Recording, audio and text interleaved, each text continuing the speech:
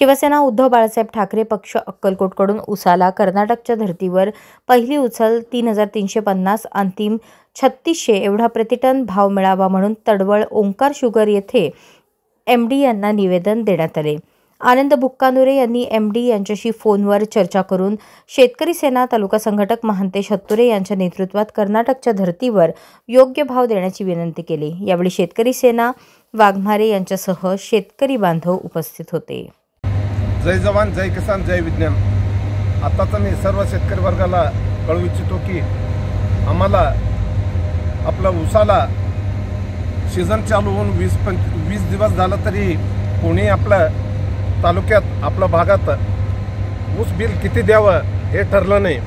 बाजूचं कर्नाटक राज्याने 3350 रुपये बिल जाहीर केलं। तर आता सर्व कारखानदाराला आम्ही सांगू इच्छितो की सर्वांनी कर्नाटकप्रमाणे आम्हाला 3350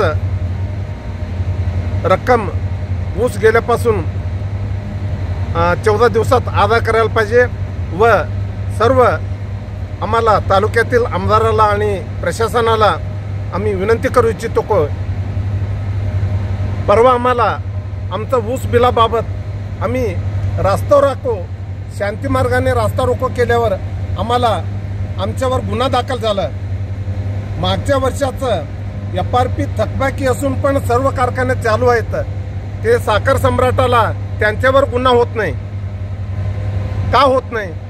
साखर आयुक्तांनी त्याला परमिशन नाकारलं तरी ते कारखाना चालू होते। तर आमचं शेतकऱ्यांचं ऊस बिल थकीत असून पण ते कारखाना आयुक्तांनी पण नाकारल्यावर पण त्यांचं कारखाना कसा चालू होते? तर त्यासाठी प्रशासनाने गांभीर्याने लक्ष द्यायला पाहिजे।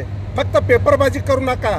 कोणत्याही कारखान्यात तुम्ही परमिशन नाकारल्यावर पण कारखाना चालू आहे त्यासाठी आम्ही संबंधित प्रशासनाला मी कळवू आणि प्रत्येक गेट समोर आम्ही धरणे आंदोलन करणार आहेत।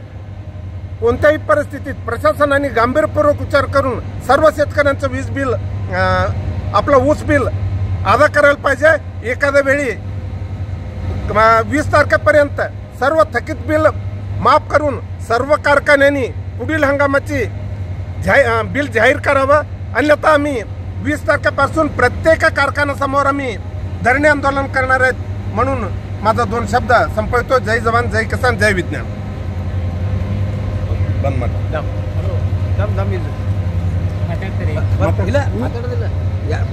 अशाच नवनवीन अपडेटसाठी जनता राज्य न्यूज चॅनलला सबस्क्राईब करा, लाईक करा आणि शेअर करायला विसरू नका।